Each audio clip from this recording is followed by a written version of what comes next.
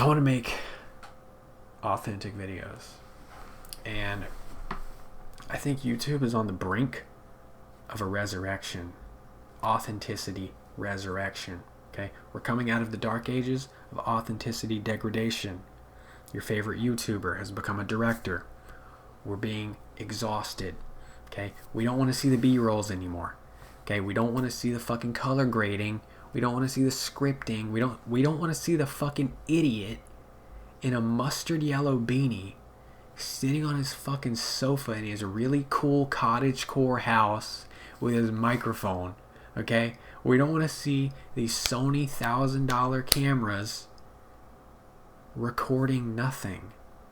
We don't want to see other people's lives painted in the best way possible. Okay? Because they aren't.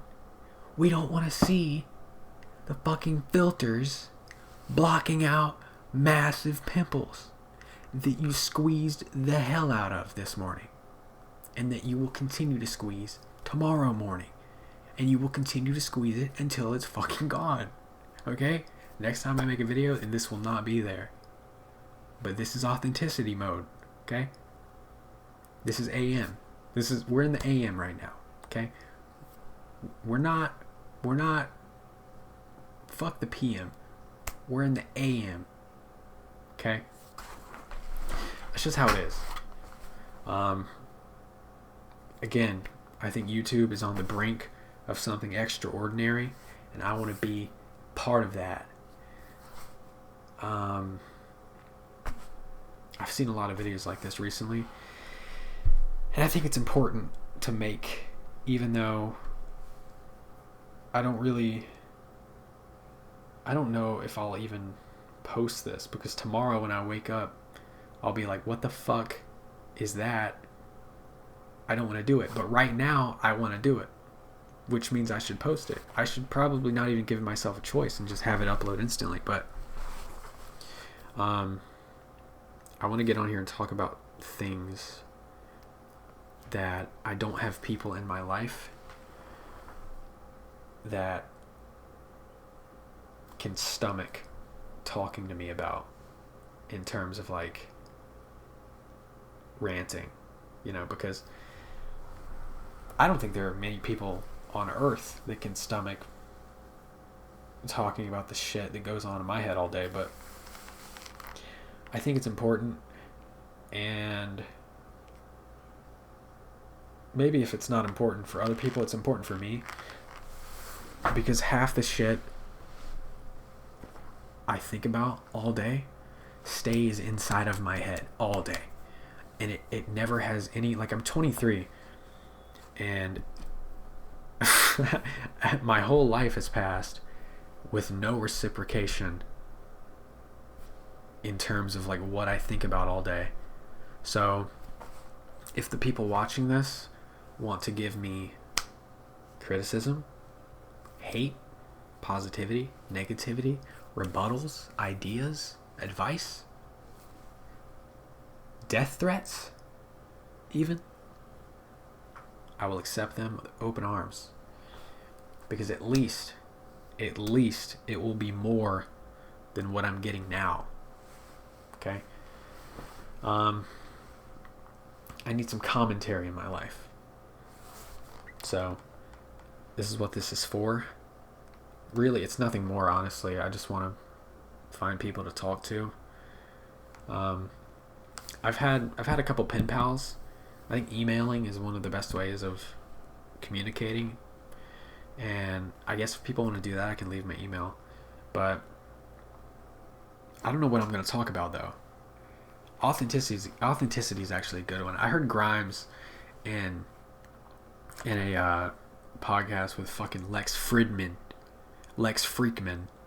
Freakazoid, Dostoevsky quoting. I can't stand him, guys. Like, I know Lex Friedman's great and all, but I can't, man. I can't with that fucking guy, man. He's so romantic. Like, alright, I'm not going to be a Lex Friedman hater, but what I am going to be a hater is this dude. Anyway, she was like, yeah, I don't think authenticity is like the most important part of creating anything. I think it's more about like the conversation you have with like artists of the past. And like, don't get me wrong, I love Grimes. I really do. I love music. I love all music. Music is like the greatest ever. It's probably a vice at this point because I listen to too much of it, but this shit's gotta stop. Anyway, authenticity is not about being unique. Being unique does not exist. You are a combination of everything you're interested in. Okay? There's nothing unique about anything. It is just an exaggeration of what you're inspired by. So, although some things can be different, some things can really shape the zeitgeist of society, but inherently it's not unique. It's not a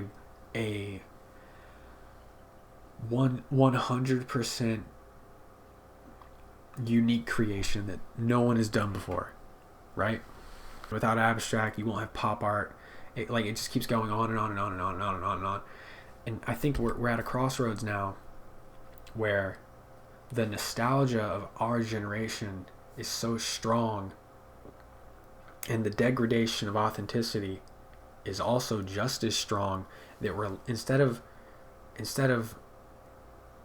channeling things. I do think good things are still being made. It's just a lot less common now. Like, I mean, I saw a fucking tweet where in 1 year it was like something crazy. It was like Halo 3, Black Ops 2, and like 2 more legendary games in the same year. I can't remember one game that came out in the past 5 years that I don't even play video games anymore. But I don't think the last good movie I saw was Parasite. That came out in like 2019. This shit is bad, man. And we're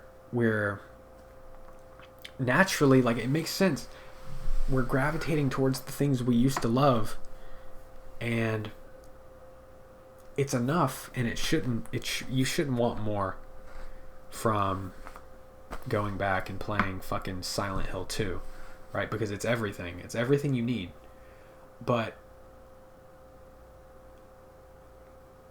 you also want things like, as an artist, you should look back,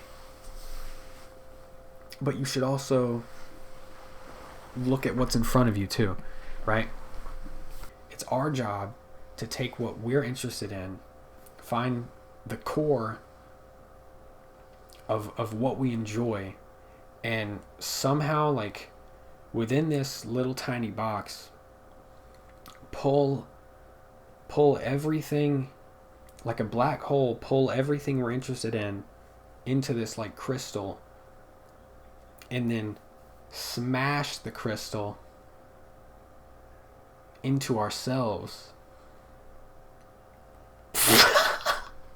and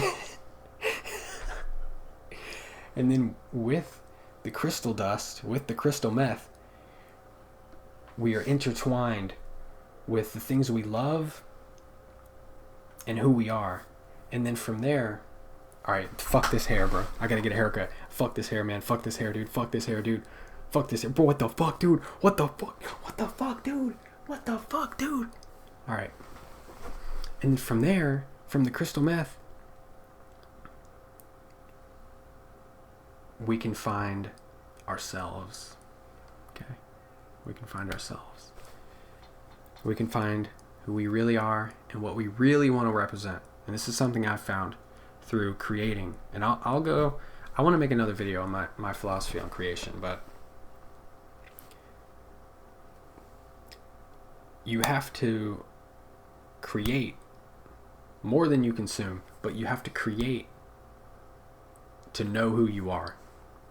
Because you'll never know how good you could have been unless you try. There's no amount of thinking you can do to get you to where you want to be. You actually have to put in the work. And the way you know that you're in the process of figuring out who you are, not that I know who I am yet, but I think the best way of getting there is by starting down the path of your goal or wherever you want to be, doing things you know you should do to get there. Once that path disappears and you feel lost, that is like the make or break moment. If you turn back, it's over. You learn nothing. If you keep going, you inevitably become the person you want to be, and you learn everything you need to know. Because the act of doing is the best teacher, okay? There's no fucking guide that Andrew Tate can give you that will allow you to get to where you want to be. You have to relinquish yourself to the act of doing instead of thinking. Okay? I spent a lot of time thinking, and it got me nowhere. It was a waste of time. Okay? Maybe I'm able to express myself better than most, in my opinion, because of that. But that doesn't mean I'm farther in life. That doesn't mean I'm anywhere closer to my goal than I should be. Okay? So, you can listen to David Goggins. You can go blow your knees out. Like, you can turn your tibia into Play-Doh if you want. Blow your knees out, kids. Blow your knees out, guys. Also, another thing, discipline. Oh yeah, David Bowie. He said, discipline is not waking up at 7 a.m. and drinking orange juice and running 3 miles. Discipline is following through with ideas that you believe in. So, I've experienced this a lot in terms of creating. When you get into the middle of something, the grass is always greener on the other side. It's gonna seem like your best option to just start something else, but the reality of it is that nothing. The reality is that if you start something else, what you're doing now will never reveal itself in terms of what it could be. You'll never be fighting through the pain and suffering it takes. You'll never be following through with the pain and suffering required to make something valuable. And you will always be giving up, essentially. It's not like a conscious decision to give up, but it's criminal negligence at that point. You're deciding to not do it anymore with the idea that what I do next is going to be better. That's essentially giving up, because you decided on the idea and you didn't follow it through. The grass is always greener on the other side. You're always going to be in the middle of something and think that starting something else or going back to that thing you thought of earlier, or trying to do it in a different way is going to be better. But that's just a way of subconsciously like snaking your way out of it. It's like you're gaming the system. And pain and suffering is required to make anything valuable. And there's nothing you can do to get around the pain and suffering. Right? You just have to. That's essentially what discipline is. If you can't do that, if you can't just sit down and say, all right, keep going, because there's also a lack of control that is required to make things. Because when I'm in the process of making something, it's actually like if I had like a fucking like a Blade Runner mood box or something, or like something that like depicted my emotion, it would probably go through like 20 different fucking... If I had like a fucking mood ring, it would be the color of a fucking rainbow by the end of the day, because I would be going through so many different emotions. You know, like I'll be listening to music and I'll be hype, and then I'll fucking, you know, and then I'll stop, I'll get annoyed, and then I'll be irritable, you know, and then I'll be like, oh shit, it's like it's coming together, it's coming along, and I like what I see. And then, you know, you'll get to the point where you're just like meddling and you're wasting time, and then the result will be something you like, hopefully. And all of those emotions are required, right? Maybe down the line you can streamline it by understanding who you are and stuff like that, but essentially you have no choice but to go through that, especially in the beginning. So that's what discipline is. Discipline is following through on something. And I think that's probably the biggest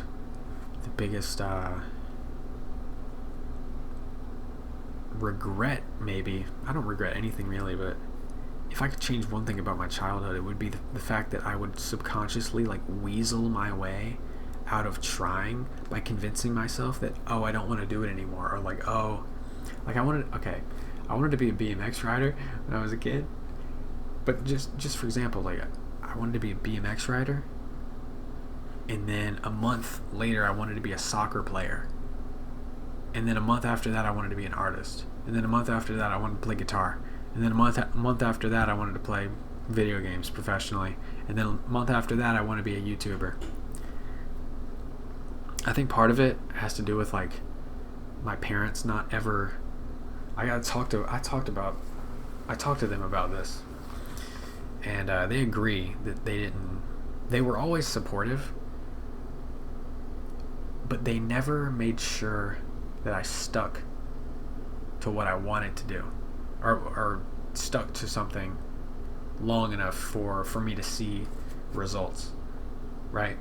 So when I would be faced with hardship, I would subconsciously, I guess out of fear of failing, I would subconsciously like redirect my interest into something else before I could fail, or before I could gain enough skill for pressure to be put on me. So I would always half-ass shit, and I would quit halfway through, and I never had discipline in that regard.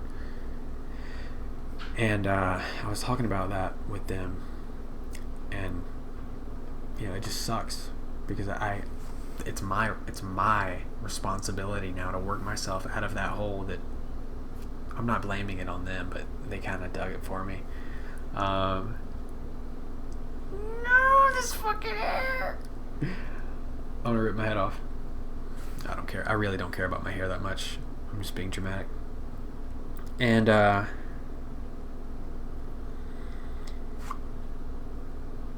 yeah, they were always supportive of me, and they always had my back with everything I did, but they weren't strict enough to say, no, we just bought you this bike, you're gonna ride the fucking bike until you at least show me that you can do something, you know? They were always like, oh yeah, whatever you don't want to do that anymore? Oh, what do you want to do now? Oh, alright, let's go get you a soccer ball. Alright, let's go. Oh, fuck that, man. No, you better show me a trick on your... Show me a fucking 360 flip on your fucking BMX bike, and then I'll get you a fucking soccer ball. You know? And 29 minutes, bro? What the fuck? This is stupid, man. No one's watching this. This is like really... This is good, though, because the fact that I know people are gonna watch this makes it better, because I'd like to hear your guys' stories. I don't even know what the fuck I've been talking about. 30 minutes. Oh my god. I don't know when I'm gonna make another video like this again, though. Usually I feel I'm in the mood to talk at night when literally no one else is awake to listen to my ass. So, yeah. Maybe you guys on the interwebs out there are wide awake, which I'm sure you are. And I guess I'll end it on a reminder that although our lives may seem different, our lives are different, our personalities are different, we have different insecurities, different trauma, different childhoods, different jobs, you know. Some people close to us are dead, some others aren't. Some are fortunate, some aren't. At the end of the day, we are all a result of societal norms, and within that, we are all very similar. And you know, as embarrassing as it is, you know, the whole whatever, but some of us are more different. Some of us, you know, in the line of normality, you know, we're all about here. You know, some people might be out here, some people might be way out here, but the majority of us, especially, you know, my age range, like 2000 to 2006, 7, we're the same, guys. I mean, Minecraft music makes us nostalgic. It's cringe. Yeah, I know, it's cringe. We played Black Ops 2. We played Destiny. I don't know. Like, who cares? It's all stupid anyway. Just get pessimistic. It's all stupid anyway. It's all pointless. But yeah. We're all similar. So, although it can be easy to believe that we're completely alone in this sea of earth, this sea of people, the internet especially plays a big part in that. The easiest way to kill something special is to compare it. We live in a world of comparison because you're comparing yourself to me right now. If I saw you, I'd be comparing myself to you. Oh man, he has better hair than me. Oh man, he has a cooler room than me. Oh man, I bet he has a cooler car. Oh man, I bet he's taller. I bet he doesn't have an Obey shirt. Yeah, it's 2025 and I'm wearing fucking Obey. Yeah, I got this shirt 5 years ago and it still fits. Yeah, man. Yeah. We're in a sailboat. Okay, we're all in a solo lobby. We're soloing a 40-man raid, okay? We're all in a sailboat surrounded by mirrors so that we only see ourselves. But little do we know, we are a fleet of sailboats headed towards our destiny together. And we can win. We can win. We can live our lives the way we want. We can download Winamp. Okay? We can use 4:3 aspect ratio. We can do things that make us happy. We can read the books that we love. We can go back to the games we love. We can hopefully transfer that into something authentic to be able to bless the younger generation, which they're fucking cooked. So maybe the guys before that or after that. Yeah.